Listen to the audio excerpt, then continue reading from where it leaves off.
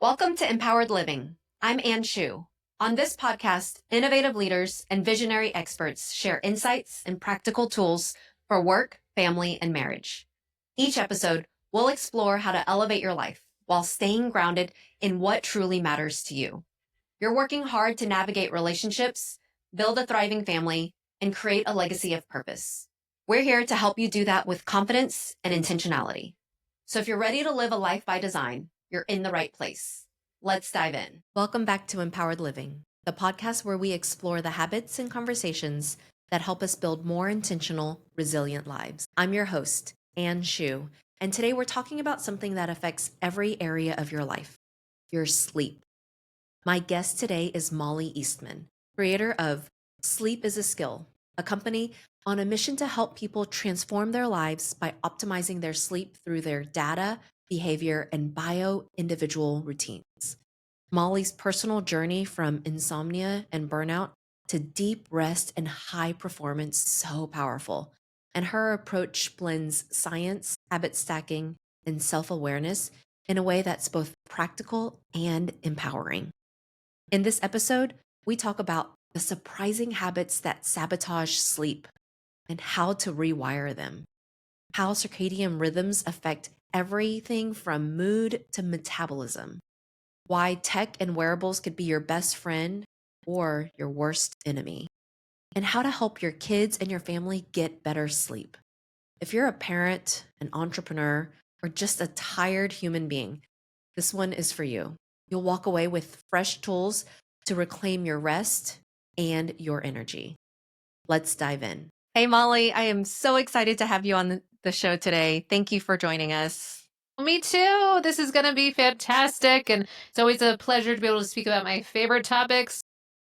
Yeah. So I want to just tell the listeners that I heard you speak about 6 months ago, and we implemented some of the things that you shared that evening. And we, bought, well, not me, but my husband bought the blue light blocking glasses for our kids. And so now our kids, after bath time, will walk around the house with these glasses on their face that are way too big for them, but it's just the cutest thing. So And great. switched out the light bulbs, and it's just been phenomenal for our family to make some tiny, just little baby step changes, but we can feel the impact. So thank you for sharing that. And I'm excited to share with the listeners today. Oh, well, that's so huge. And I want to acknowledge you for taking those steps and your family, and clearly being someone who can convey that information in a way to the family that doesn't land as like, what is this? No, thank you. And clearly you were somehow able to explain it in a way that got everyone on board, which is fantastic. And the other thing I would say too is one of the things that can be so fascinating, because at first glance, to your point, like you can hear it and be like, come on, gonna be that big of a deal? Or like, yeah, that's nice, but give me like the good stuff. What are the gadgets? What are the supplements? What, you know what I mean? Whereas one of the things that's fascinating is that this whole area of quantum biology is an emerging area of study where we start to understand that things on a very small level on and physiologically, so quantum meaning very small, or a component of something that could land as not this earth-shattering thing and yet can have earth-shattering impacts. And that's what we discover in the quantum biology space around things like the health of your mitochondria, the understanding of the physics of light dark and how that has a physiological drug-like effect on our body. So when we start to dive into quantum biology, we start to understand that even some of these small tweaks like you're making can have a huge ripple effect, kind of the, like James Clear talks about atomic habits, so this little tiny habit that has this atomic, result. And I think that's one of the things that I believe will look back in history and say, oh my gosh, I can't believe we all stepped over the drug-like impacts of light dark on our environment and the behaviors that can align with a light dark split day and night. And we can get more into like what the heck that means. Yeah, no, I'm so glad that you brought up James Clear, because I actually I just heard him speak last week at a conference. And Great. I was actually thinking about this as I was getting ready for our conversation today. I was thinking about his quote from the talk, which is what you just said. It was time magnifies the impact of our habits, right? And when I was thinking about Cold chills. what are my sleep habits, what are the sleep habits of my family, what is time going to magnify with regards to those habits that we're forming, right? The habit of them putting the glasses on, the habit of us using the right type of light bulbs in our home, Yeah. this habit Yeah. of sleep routines. Well, and so much of this too, because if we were to just skip the whole podcast and give people a list of things to do, Yeah. there'd be something missing in that because part of what we need too as human beings is the buy-in of like, well, why is this going to make a difference? And clearly something in how you were able to convey this to your family was effective because and that's what we need because there's so many clients I speak to that they're missing that component and that's where we have to bring in the education because they'll bring it to their husband or their, teenagers or whatever. It just falls on deaf ears. Like, Yeah. no way am I going Eye to do it. roll.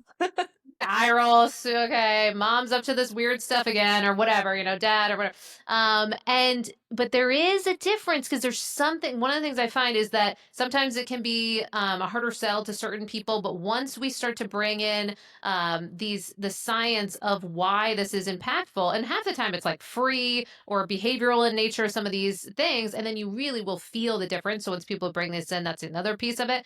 But Yeah. the science and the conversation and why I believe that sleep is a skill in our modern society means that we need to have this education on the why.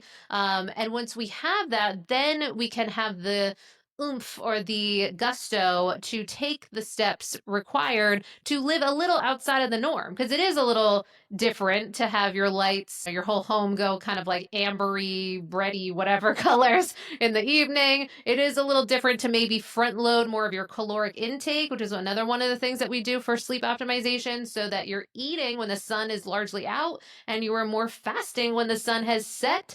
These are just examples of some of the things that are a little outside of the societal norms, unfortunately, today, because we've gotten so divorced from our rhythms of nature. But all you have to really do is look back to history and to the kind of blueprint of how our hunter gatherer ancestors would have lived is our best understanding because just the pragmatics. The sun would set, it's pitch black out, and there's no pantries, no refrigerators. So you can't really go eat, you can't really go hunting. There's none of that available. So just you understand that there are certain things that just worked for thousands to millions of years that if we were to pluck some of that wisdom could make a difference for our evolution and how our body has evolved to support great health and Yeah. sleep, of course. Yeah. Okay. So, other than the light and food, what are some other common sleep disruptors? And then how do we fix those? Good question. Okay, so we have sort of a hierarchy that we work people through. And so our first one is that light dark. That's why we spend so much time on it. It's the most impactful Zeitgeber or time giver. So really getting that part right is super important. So and the takeaway there is bright days, dark nights, getting yourself outside. Even as I'm talking to you, I have my sliding door open so that I'm getting unobstructed light while I'm, conversing with you versus if I was to get it through these windows, then I would be getting obstructed, or it would be obstructed light, not full spectrum, and I'd be missing some of the light information that tells the body what time it is, what to be doing when, and all this helps with hormonal balance. So you want to be making sure that you're not having things in the way of your sun exposure, and that includes if you're in a car, if you can just roll down the windows, some of these little tweaks. So brighter days, darker nights. We spoke to what your darker nights look like, which is beautiful. So that's one Zeitgeber or time giver to the circadian clocks. The next one that's really impactful is Can I temperature. just ask you a Yeah, question really go quickly about ahead, darker please. nights? Okay, Yeah, so can you talk about how technology and blue light is affecting the darker nights and what are some things that we should be doing to minimize the impact of tech in our homes on having darker nights? yeah, absolutely. Okay, so it's interesting because this area has a bit more layers to it where it's not as cut and dry. So we actually have some surprising research that shows that some people are able to use tech in the evening in an effective way where they're still able to sleep. So what I mean by that is there is research to support that for some people having like watching a little TV and kind of just this zone out, almost like trance like state. And we do see for some people people, depending on the content of what's being chosen, it can impact the brain state that we're in and can kind of put us into this interesting sort of passive meditative weird state in the brain if you were to measure using EEG. So there are elements where we can watch TV to wind down.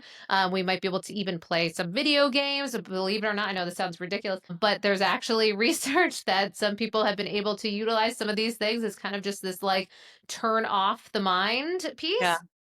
And for some people, even able to use things like their phone and what have you. However, what we see is this, that it's a mix of, can we impact the light output? So there are things you can do to minimize the light that's coming out of our phones, but also what we're doing in the background. So our light bulbs and in the space, because for many people, we've got all the lights on, then we've got the TV bright, and we've got our phones in front of us, just like multitude of screens and light sources. So taking those steps, I like iristech.co for laptops. I like the triple clicking option on the iPhone to make it all red. If you have an Android, you can use the Twilight app. So kind of just taking these steps, right? But then looking at the content of what those things that we're engaging with have. And so one of the main components here is that we want to be minimizing novelty in the particularly hour to two or more, if available, but certainly the hour or two before bed.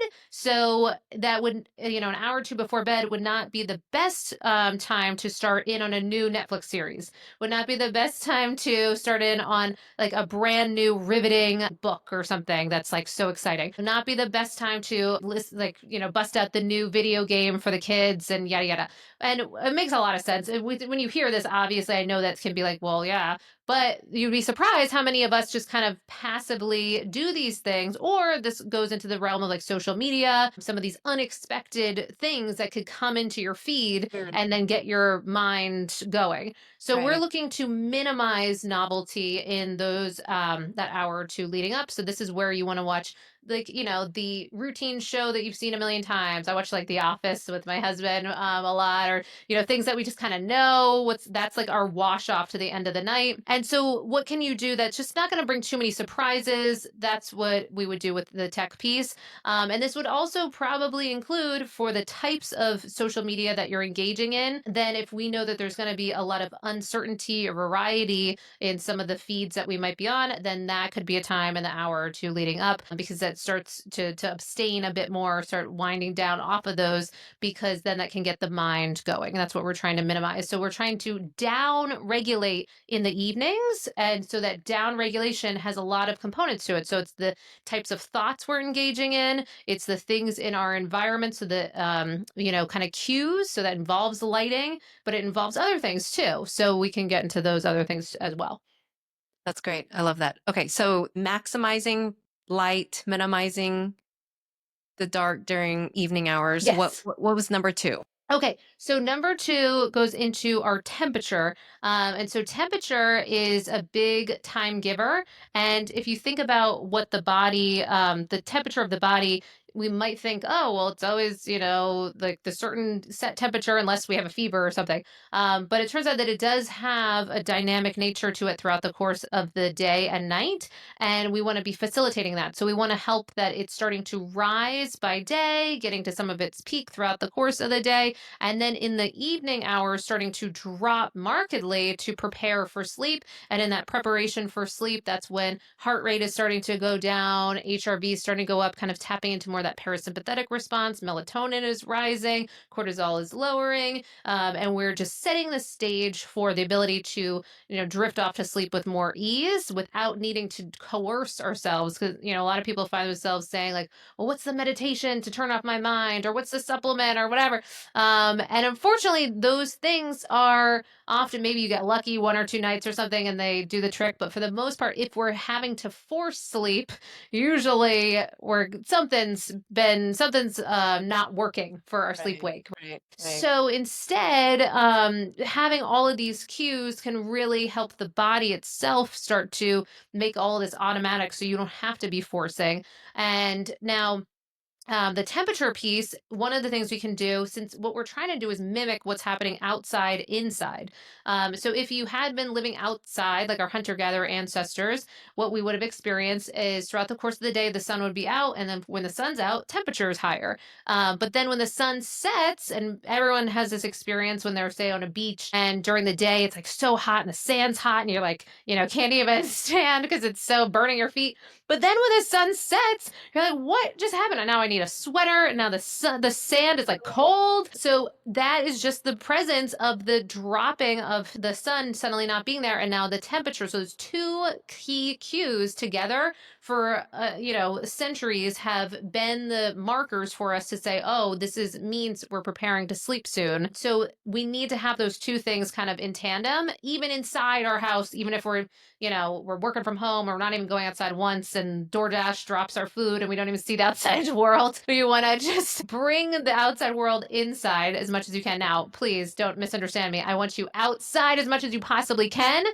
But I will say I work with a lot of high stakes poker players. And so there are a lot of instances where they are just not getting outside much at all. So we have to do dramatic interventions to try to signal what would be happening outside, inside. We've got crazy examples with astronauts. NASA takes it super seriously, where they have very dynamic lighting and very dynamic temperature shifts in the shuttles where astronauts are shuttling through space. The sun is rising and setting every 90 minutes or so. So it's very confusing. So they really take this seriously. So we can glean some of that information for us. So what's a simple thing? If you can raise your temperature a bit throughout the course of the day so that it mimics what would be happening outside, and then make sure it's dropping while you're sleeping at night, that's going to be a huge shift to the body to tell it, okay, now it's time to prepare for sleep. We're just trying to look for that amplitude change. And so can you do that not only while you're sleeping? So 60 to 67 degrees is a suggestion out of the Sleep Foundation, which is cooler than a lot of people are sleeping. So moving it to that temperature somewhere in that range, ideally, if possible.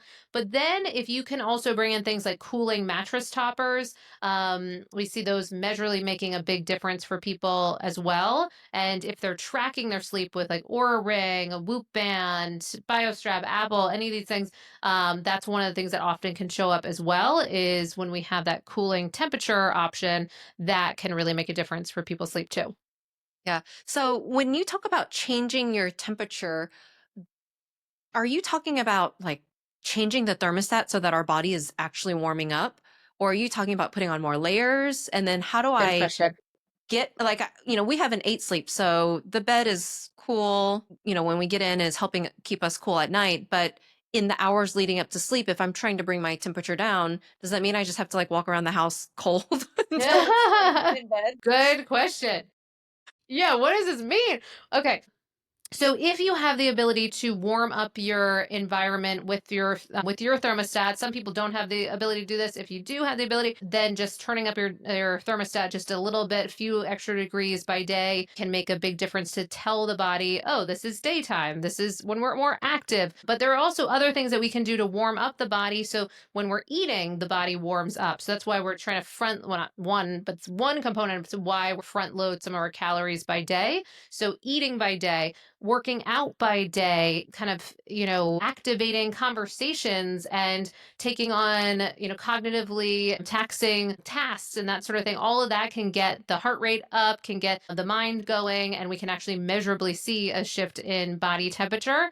This is one of the things that we see for insomniacs. They have trouble often lowering body temperature. So that's why one of the treatments is with transcranial cooling in the front of the brain. So using like almost like a headband that will cool the prefrontal cortex to help lower the activation. So how active the brain is. So hyper-aroused brain states are kind of a signature of, and hyper-aroused nervous system states really is a signature of insomnia. And so difficulty falling asleep or staying asleep. So the more that we can facilitate this kind of cooling, literally, of the mind and body, this can make a difference for our sleep results for sure. I hope that answers your question of, but it can also mean if we're outside physically throughout the course of the day, then most of the time, the daytime temperature outside is going to be warmer than you would be experiencing, well, hopefully indoors. It depends on the season or whatever, but then also certainly by the evening. So, however, we're shaping this out, we're able to help that clear amplitude where the body temperature is going up by day and down by night. Yeah. Oh, that's good. Okay. So light, temperature, what Yep. else? Okay, so and I alluded to meal timing and meal type because it's such a big one. Because one of the things that we see, one of the most common reasons that people come our way is frustrations with wake ups. So they're waking up throughout the course of the night.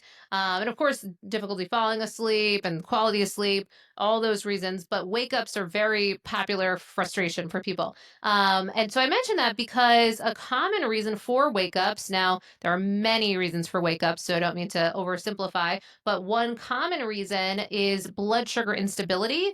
And we know that in recent studies, it's putting it anywhere from about 93% of Americans having some form of metabolic dysfunction. So that means that a lot of us are experiencing some form of metabolic dysfunction. So what that can look like is if you throw on a continuous glucose monitor, and you can now get these over the counter, as in over the last couple months, and with a prescription if you want to go that route, but it is much more easily available now. So you put a CGM on, continuous glucose monitor, and then you can often see for many people their blood sugar going up, going down, but certainly crashing for many people throughout the course of the night. And when it crashes, then they're waking up, and Mm. now they're up for how, a stretch of time. It's harder for them to go back to sleep because the body has awoken itself to, as a result of that kind of stressful experience of glucose dropping. So managing our blood sugar, getting a hold of our blood sugar is a big deal. And that can take some time to kind of heal that problem because that can have to do with a number of things health wise. But also, part of this is going to be circadian aligned meal timing so that you are starting your day ideally with breakfast in the first half of the day, which is against what a lot of people are doing. I used to be one of those people that would do kind of the extended fasting, and I would be so proud of myself and I'd try to push it really far, and I'd be like, who needs breakfast? Like, these people are ridiculous. And yet, turns out that there's a lot of benefits, especially for women too, for hormonal balancing when we eat a protein rich and blood sugar stabilizing breakfast in the morning, because that can help set the tone for our glucose for the rest of the day. That can help balance our hormones that we might be dealing with, because cortisol high pulse in the morning is what we're trying to support. We do want a strong cortisol pulse in the morning, but not too high and not too low. And if you are not eating until much later, maybe just having like black coffee or something on an empty stomach, those things can further amplify that cortisol response and throw some of your other hormones out of whack, including leptin, ghrelin, and others that are going to kind of wreak havoc on your body, but also your circadian health. Furthermore, once we start pushing out our meal timing until later, what usually happens is then you're starting your meals later, but you're also ending your meals later. So now you're having your last bite of food much later into the evening. And this can be problematic for one, our ability to create sufficient melatonin at night, because we see that when the body is having to digest and the pancreas is turned on, it seems to be at odds with melatonin production. So we want to facilitate the ability to make sufficient melatonin at night. But if you're eating at night and having to digest at night, then that can be at odds and you're not going to make sufficient melatonin. Also, when you're eating, your body temperature is going up. So it's another counter cue to your ability to fall asleep with more ease. So it's just kind of setting you up to make it harder for yourself. So if you want to stay up, if you are like, I don't want to sleep, for whatever reason, maybe you want to stay up for the ball dropping or your shift worker, then eat late, then turn up the temperature in your space, turn up the lights in your space, do all these things, but also know you're probably going to feel pretty junky because all of those things can boost cortisol at the wrong times, because the body is also not able to manage our blood sugar as well later into the day. So we're able to manage blood sugar easily, or the higher aptitude earlier on in the day versus later on the night, even if you have the exact same meals. So that's another part of this kind of conversation. So meal timing and meal type is a real big one. Okay, so hearing that, I'm curious, what is your typical day-to-day meal schedule? Yes. Okay. I have played around with this, and granted, there's definitely bio individuality. So I don't want anyone to feel like, oh my God, I have to be doing this. Now, I will say for the range and spectrum, if anyone's heard of Brian Johnson, so have you heard of him? He's the one spending like millions to live an extended long period of time. He had that Netflix special, Don't Die.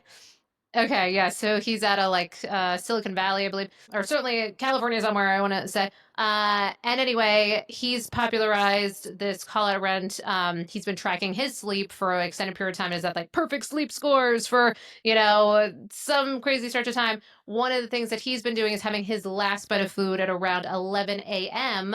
for a long period of time. And he's had tons of doctors along for this, component or period of that he's looking at his health.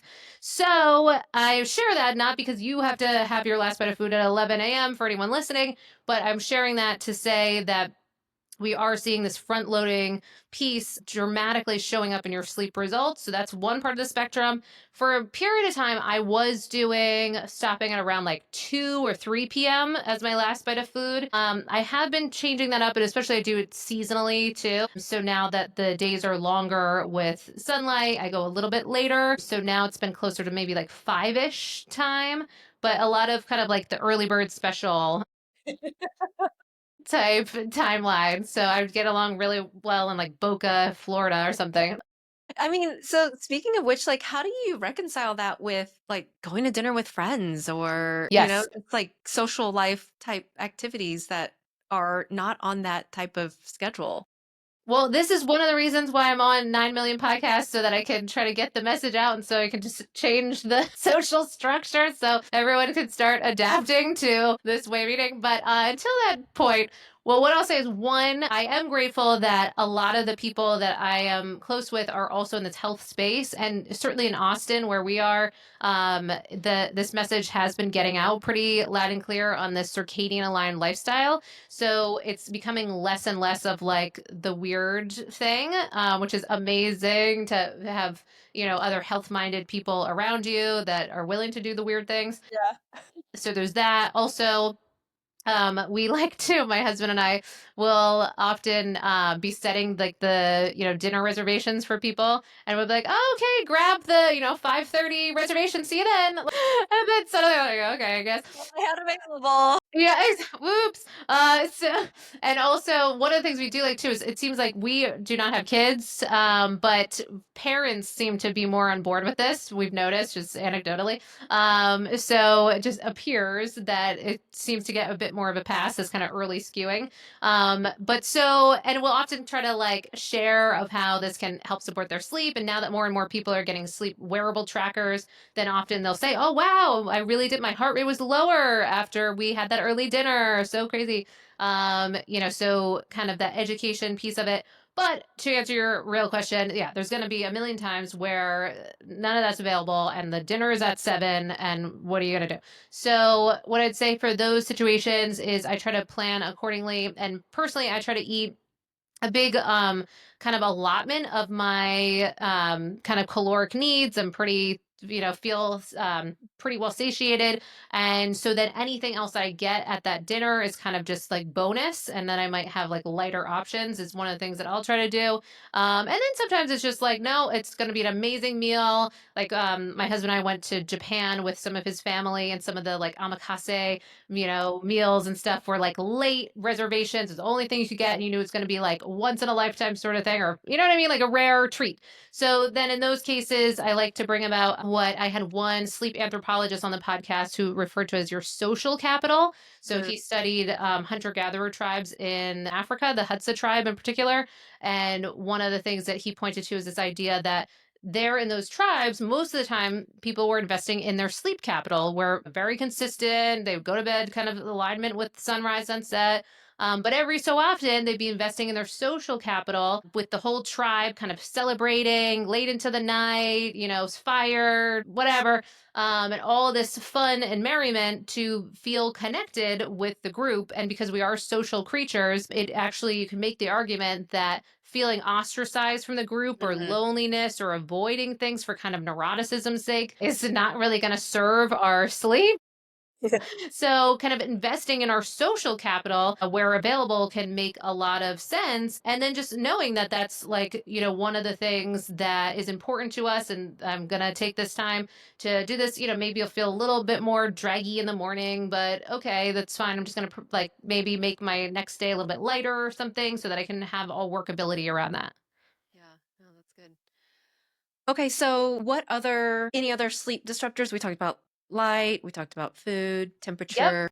Yeah. So another one is movement timing and or lack thereof for a lot of people. And so ensuring that we are getting sufficient movement by day and then not too much kind of upside down circadian disalignment or a lack of alignment with our circadian rhythm. So going to the CrossFit class at 8 p.m. under blue light and like amping yourself up and then having like, whatever, a burger or something after. All those things we want to try to avoid. So how can we get lots of movement by day, but then also and have more down regulation in the evening, but a fine line because we do see that exercise, movement, strength training, etc., can really make a difference with our sleep, with our mental health, with our ability to get quality sleep, mitochondrial health, all kinds of things. So we want to prioritize those for sure, but just kind of getting them a little more front loaded. So that would be a movement timing. Then thought timing is a fascinating one. Now, thought timing is the concept that our thoughts are very different at different times of day. So there's actually studies to support. One is called the mind after midnight,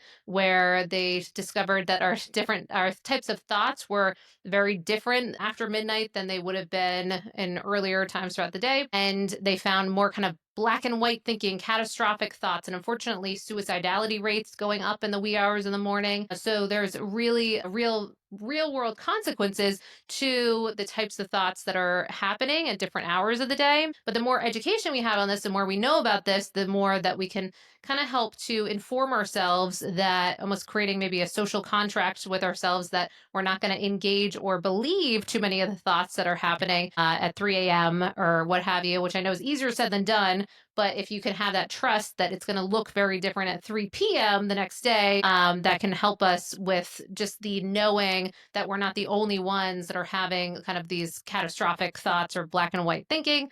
And then one of the last ones is chronopharmacology or drug timing. And so the timing of drugs, and our drugs can be like caffeine, alcohol, THC, but it can also be supplements. It can be prescription medications, plant medicines, etc. All of these things can certainly show up in our sleep results for better or for worse. So does that mean that I need to not be taking all my vitamins right before bedtime? Like, should I take them during the morning? Good question. Yeah. So let's see. There is guidance on, I want to say it's, what is it? Chronobiology.com, maybe? I'd have to look at the URL, but there's different kind of guidance. It's certainly ChatGPT and what have you can help with breaking down taking an audit of what are the supplements that you're taking, the prescription medications that you're taking. And of course, don't stop any prescription medications from anything you hear on a podcast, but just kind of running a bit of an audit to get awareness and education on, are some of these possibly having a more stimulating effect, some of these having more down regulation effect, and am I taking these at the right time of day? So some, for instance, B vitamins are a common one that we might want to make sure we take earlier on in the day because have more activating effect. And then, there might be more kind of down regulation type supplements or medications that would make more sense in the evening. So we just want to make sure we're not stepping over those. Certainly, one of the most common things that we see is caffeine, alcohol, and THC, and finding the right dosage, timing for all of those, and in some cases, abstinence of those, and making a difference with our sleep for sure. Can we talk a little bit about the wearable technology? And I know that it's great for giving you the data, but sometimes I would find myself like checking my sleep score and seeing like, oh, I had a really bad sleep night. And then it's almost like a self-fulfilling prophecy. Like, Yes. I felt fine before I checked my sleep score, but now all of a sudden I feel tired. 100%. Yeah, we're seeing a lot of that. So, what I would say about that is that one, I think there can be seasons of life where the data can make a lot of sense. And two, I would say there might be certain personality types where, and might be different periods of that person's life that maybe things are more augmented, or they have things that are more out of their control, or they're more in a hyper aroused state, or their nervous system is more activated, that there might make sense for that individual to abstain from kind of all of that information for a little period of time. And another piece of this would be if we're dealing with insomnia, so difficulty falling asleep or staying asleep, which is not like a small group. There's a huge chunk of the population that's dealing with this. So never to feel like a weirdo if you are dealing with this. And I'm saying this because that was one of the things that I dealt with when I was dealing with insomnia. I was like, oh my God, I must be the only person that's like having these thoughts or fearful of like, another night of junk sleep and all the things. And when there is that level of fixation on our sleep, and this could be a spectrum too, but then adding some of these trackers into it, that can add fuel to the fire for that group. So it might make sense to, until things are in a better place, or we're just kind of not in those conversations, then we might want to abstain a bit more. And that can bring about what you beautifully illustrated, the nocebo effect. So the nocebo effect being instead of the placebo effect, where it's like, oh, yay, I got 100 or whatever. So now I feel great. Like I can take on the day. It's going to be amazing. But then unfortunately for many, it's like you open up that app and then you see whatever, a 69 or something. And you say, oh gosh, okay, this is going to be a rough day. Oh, is there something wrong? Why is my heart rate so high? What's going on? And then there's a I must whole be kind getting of sick. Oh my gosh. exactly what's this going to mean. I have that big event on Tuesday or whatever. And so instead of bringing about all that spiraling, for that period of time, it might make sense to have a little bit of a data vacation. And I will say at the same time, I don't want to run past the fact that we see for a lot of people, though, that once they start tracking, if they are having the place where they're in a healthy relationship with their sleep, that many things that they glean and knowledge that they gain from the behaviors that they're indulging in, that once they start changing some of those, then they can feel more control. And now they start to be rewarded with better sleep, and kind of feeling better, feeling more at ease. So it can have a really beautiful snowball effect for the right person at the right time. But it's just kind of gauging and kind of knowing yourself of what can support you. So we talked a little bit about things to really set up our environment, our sleep environment, to make it very conducive for a good night's rest. So like the things like the eight sleep, the mattress toppers and changing the light bulbs. Are there any other like big tips, pointers, things that would be easy tweaks that people can make to their environment to make sure to help create a more sleep friendly environment? Yeah.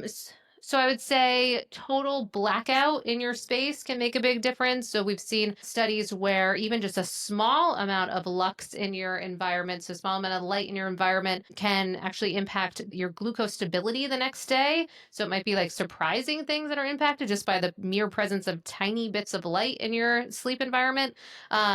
So one of our sponsors is with a company called U Blockout that makes total blackout shades that you can either press a button or pull down, and then it just really easily and quite affordably makes it like I have a client that calls it prison lockdown, where like you bring down the shade and it's just and then it's total blackness. It's like very rewarding. So getting it totally black in there, certainly the air quality too. So if you've got like mold in your space, which is more common than people realize, or if you've got kind of just poor air quality. If so even I had clients in California that were dealing with the fires, and then they would see how that showed up on their sleep results. But this can happen just day to day with just poor air quality as well. Then humidity levels. So we're looking to have your humidity levels somewhere in around like the 40s, kind of range for sure, but just not egregiously dry or too humid in your space. So kind of setting your humidifier for that. And then with the rest of the environment, I would say you're just looking to create that cave-like space, that cool, dark, and quiet, making sure that anyone else in your space is not impacting your sleep results. So, one of our most listened to podcasts was with Dr. Wendy Truxell, who wrote Sharing the Covers. So, whether it's with like, your partner, your kids, your pets, or whatever, that can be one of the number one reasons for wake ups throughout the course of the night for people, especially if, the other members of your household are on different schedules than you or whatever. So how can we kind of create lots of communication amongst each other so that we are putting an end as much as we can to some of the things that can be disrupting us if we're seeing time and time again. Someone's always pulling the covers at the certain time or going to the bathroom or whatever. What structures can we put in place to kind of minimize some of that? So all those things are really important. And then there's other add-ons that can help make a difference too for sleep. So some can be in the lead up to sleep, like PMF mats are ones that are interesting. I'm using the Align mat, which has been such a nice addition because I've only started for myself using PMF in the recent, probably like the last 5 or so months. And that's been a really cool addition and process. And that also involves infrared heat. And so that can be a nice kind of change because counter to all of the things I was just saying about temperature, a weird thing about temperature is that if you apply strategically, what can sound like the upside down to what I shared, which is heat in the 1 to 2 hours before bed. And we see in different research that then you can have a paradoxical cooling effect thereafter. So it actually can get you cooler than you would have been without that intervention. And then if you were to apply cold therapy in the day, that can actually make you paradoxically warmer than it would without that intervention. So it's almost like the body kind of overshoots and kind of overcorrects when it's been thrown out of kind of homeostasis. So you can use that to your advantage. And those things can kind of help with your sleep results, but also mitochondrial health. And we're learning more and more that the health of your mitochondria is crucial to be able to get great sleep, but also extends to like mental health, which is so, kind of a component of getting great sleep. So mitochondrial health, but also mitochondrial health can impact other things like your glucose stability, your thermoregulation, all of these other things that are important for great sleep. Yeah. So you talked about eliminating the light in the room. I mean, so I'm a little crazy and I have blackout curtains for all my kids' rooms. My husband is like, So why do we good. even have windows in their rooms? They're like covered all the Yes. time, Yes. but they still have some light that is coming from like the smoke detector or from the clock. So how much light is okay? And should it be completely blackout or, these little like random electronics that are in the room that are emitting some light? Is Yep. that okay? Do I need to Good cover it? question. Yeah, so we're trying to minimize and eliminate all kind of blue rich light sources. So one of the things that we can do for those is, and you only have to do this like once, presumably for the most part. So you can buy these kind of stickers that if you don't need to see the light, it can be totally blackout, almost like electrical tape or something. So the light's just totally gone. But if you need to see the light, then you can get some that dim it over and make it kind of like a red color. And so then you just stick those over like a little sticker. And then from that time on, then the green light suddenly is like red. Or so you might still see the light in the space, but it's more conducive and calming to the nervous system, but also just not going to be disruptive of any of your ability to kind of have total blackout in your environment. Now, I don't want people to feel like, oh my gosh, like if there's even the tiniest dot in my room, I won't be able to sleep or something. But I will say that bright shots of light, particularly light bulbs, and like if you are to turn on like the big overhead light or whatever, we do know that that type of light can be more suppressive of melatonin. So, really just trying to minimize those, especially. But we do want you to be able to be in a totally dark sleep environment as much as possible. So, taking the time to set that up on the front end can just make such a difference because then you do it once and then it's kind of set up. Yeah. Can you talk a little bit about melatonin vitamins and gummies? And, do you think they're helpful? Is it long term hurtful? Where do you stand on that?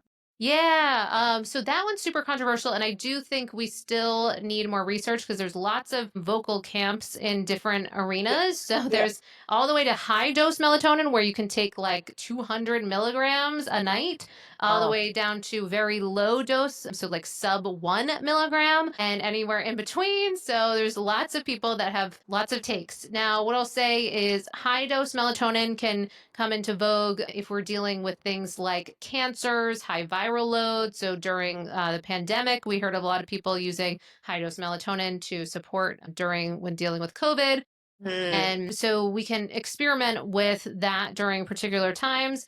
Now, I would say most commonly the suggestion is this kind of low dose melatonin, and that's been kind of more the mainstream approach there. And what I would say is there is clearly a group that seems to benefit. So one, especially if you're like traveling, so jet lag, to help kind of almost guide or coax the body back into alignment with your normal scheduling. That seems to be helpful. And also, if you've gotten off your schedule quite a bit, so maybe whatever, you're working a different project or work shift or something, and then you need the support to kind of shift that back to a new time, then that could potentially be a time to bring in more melatonin. If you've tested your melatonin and you've done like a Dutch test or other tests where you're able to measure melatonin, you're seeing that you're measurably very low in melatonin, that could potentially be a time. The elderly is a group that we see often start to have lower amounts of melatonin. Children or people with autism at different stages of life might benefit from some melatonin.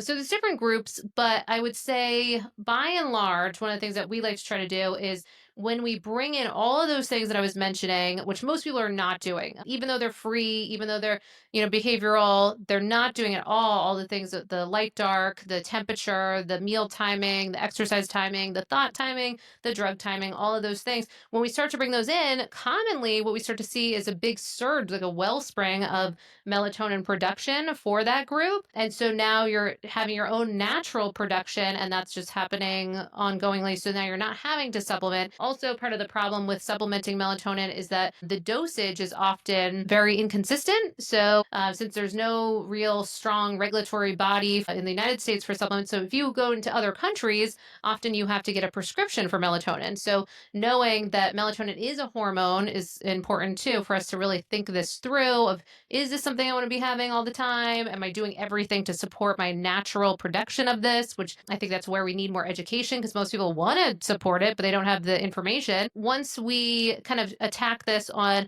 a multi-level approach and bring in all of those initiatives, often we don't need to then be dependent on these things. So ultimately, our real goal is to have a lifestyle where we're not having to take a ton of things to be able to sleep and sleep well. Right. Right. I don't think we've talked about it yet, but can you talk a little bit about the blue light blocking glasses? Yes. The You big thing wore, else. when I heard you speak, you were wearing them during the entire Yeah. presentation. I know, exactly. I know. Yes, I take my light environment quite seriously. I know. Yes, so I cannot wait to a point where it becomes more, well, one, I'm hoping that we get to a point where just like we're not even needing to wear blue light blockers because all of the environments that we go out to are circadian aligned lighting, so then we won't even have to. That would be amazing. But until that time, the more information we get out, it's been so cool because especially here in Austin, we see a lot of people where we go out and people now are wearing blue light blocking glasses at night at certain, situations. So the more we can see that, the better. But what type of blue light blockers are actually effective? The clear ones are not effective for the nights. So you really do need the orange or red lenses. And the way to test this is just to look at a blue light source and have your blue blockers on. And if you can still see the light, then that means they're not blocking that blue. So we want to make sure that we're getting you high quality blue light blocking glasses, but that doesn't mean they have to be wildly expensive. You can get some on Amazon. My first pair of blue light blockers was in 2016, and they were the Uvex construction pairs of like glasses that Consumer Reports did a thing on and found that those were like super effective and they're $8. So this is like one of the things that you can, so, now are those pretty? Not exactly. So if you want to invest a little bit more for the style or look, but do know that you can get these pretty affordably too. Yeah, we got ours on Amazon. I'll have to show Yeah. you a picture of the kids wearing Oh, them. I'd It's love that. hilarious. Yes, please. That's amazing. Okay, so before we wrap today, I want to ask you about the time like your sleep time, like your bedtime. How do we figure out what is the right bedtime for us? Yeah. And then like as a parent, how do I figure out what's the right bedtime for my kids? Because when I look at like the recommended amount of sleep for my kids in each age range, it's like a 3 hour range. It could be like 9 to 12 hours. I'm like, well, I don't even know where to start, like trying to figure out what's the right bedtime for them. Yeah, so true. Okay, so one of the things we do for this is we anchor our wake up time. And so we really spend a lot of or a lot of emphasis on having you get a consistent wake up time happening. So say you choose 7 a.m. and that's like your wake up time 7 days a week. Then what we want to start seeing is that we're starting to have you wind down in the evening, and but we're not forcing sleep, because we see that whenever we try to force sleep, it's like a, one of those like Chinese finger traps, like you're more stuck when you try to force it. So we never put like a, by when on sleep, but we do kind of create the conditions or environments so that if you are getting sleepy at a particular time, then you can kind of lean into that within reason. But instead, when you have the consistent wake up time around 7 a.m. or whatever the situation is, then over time, what starts to shake out as we bring about that level of consistency is kind of an average sleep time for you. And especially with wearables, this makes it a lot easier. But if you're not wanting to do that, you can also track, with analog, just write it out. So you're tracking your sleep, and then you start to see, oh, wow, I'm averaging on, consistently about 7 hours and 25 minutes or something. You can start to see that, okay, so that seems to be what is the average for me right now. What happens if I continue to keep bringing about some of these healthy habits that we're discussing? Are there certain things that are keeping me from my ability to wind down or fall asleep? As we tweak all those things, what typically starts to emerge over time, if we're not then moving or compensating by, well, I got to sleep in till, an extra 2 hours on the weekend or whatever, when we move all those, then we can start to see the body gets what it needs, and that becomes kind of your new average. And that's where you start to get like the clear amount of time for you. And what we want to see is then, as we have that protected sleep opportunity stretch of time, that you're giving yourself sufficient time to get that sleep that you need. So you're kind of buffering it a little bit. So say if it is that whatever 7.5 hours, then you're giving yourself 8 hours and change in bed to be able to fall asleep, have the wake up, have the whatever. And then you're able to kind of make sure you're getting that sleep for you. Now for the kids, similar piece. Now I don't, full disclosure, I don't work with children or what have you. There's lots of cool things for sleep training and other conversations that some people are amazing in. But so I'll leave that to them. But I can say that traditionally, we still also for kids want to try to find a pretty consistent wake up time across the board for them too. And then we're playing with that bedtime. We're starting to see, oh, look, that they're actually naturally getting tired at X time now because we're not moving things around anymore. And we're supporting their sleep and circadian rhythm with all those interventions we talked about. Oh, that's good. So once a while back, I heard that sleep is like breathing. You can't hold your breath all week and then try to catch up on your breathing on the weekend. And I think a lot of us do that, right? Like we don't get the sleep that we need to get, and we tell ourselves, I'll get caught up on the weekend.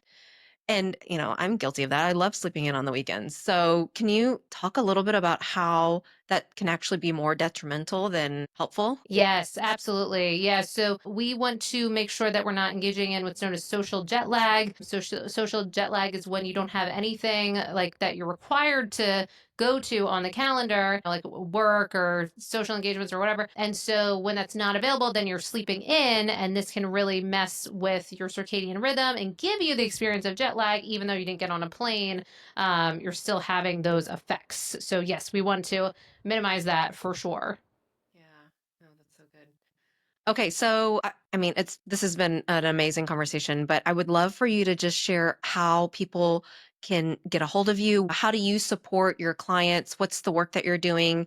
And then how does somebody know if they're listening? How do they know they might be a good fit to reach out to you, to work with you, to seek your advice? Yeah, absolutely. So going to sleepisaskill.com is a great place to do a few things. So one, there you can take a sleep assessment and get kind of targeted information back that will support whatever you're dealing with your sleep, to give you some resources right away. Then you can also sign up for our weekly newsletter that's been going out every Monday for over 6 years. And so never missed a Monday. Would love to have you on there. I do respond to every single email, so it just can take me a minute, but I will get back to you. So I really love the newsletter. Is a great place to kind of stay connected with everyone. Then we have weekly podcasts with different sleep experts, so you can just get lots of information from top sleep experts and kind of finding different approaches that can support you. What's the Then if podcast you called? the Sleep is a Skill podcast. Okay, Yep. awesome. Sleep is a skill. So that's available everywhere podcasts are available. And then you can also, if you're struggling with your sleep, get support in a few different ways. We do Oura Ring audits, Whoop Band audits. And then we have cohorts where often we have most people are using the Oura Ring throughout the cohorts. You don't have to, but it's suggested. And then, so that's the cohort model. We're going to be releasing a DIY kind of self-paced sleep course as well. And then lastly, we have one-on-one options that are very bespoke, and that's where we have you get a lot of lab work. So we're looking at from the physiological effects.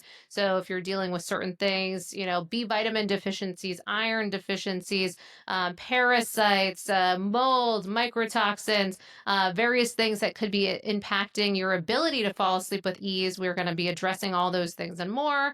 And then getting you sleep tests and other facilitating that there's no rocks left unturned with your sleep, and making sure that you're getting the best sleep that you possibly can.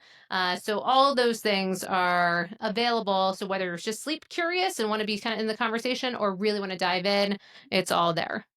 I love that. And we will also drop links into the show notes for you. Amazing. Yes. So Thank you good. so much. It's been incredible having you on. I learned so much, and I'm excited to take some of this back to my own family. Well, please keep me posted, and I definitely want those pictures. Yes. That sounds incredible with the blue blockers. So love the work you're doing and love that you're sharing all this. This is amazing. Thanks so much, Molly. Thanks for tuning in to Empowered Living. I hope today's conversation sparked some inspiration and gave you tools to live more intentionally in your family, work, and life. If you enjoyed our episode today, be sure to subscribe so you never miss an inspiring story or actionable takeaway. And if you know someone who would love this episode, share it with them, because living an intentional life is better when we do it together. Until next time, remember, the life you want doesn't happen by chance. It happens by choice. Let's keep creating it one step at a time.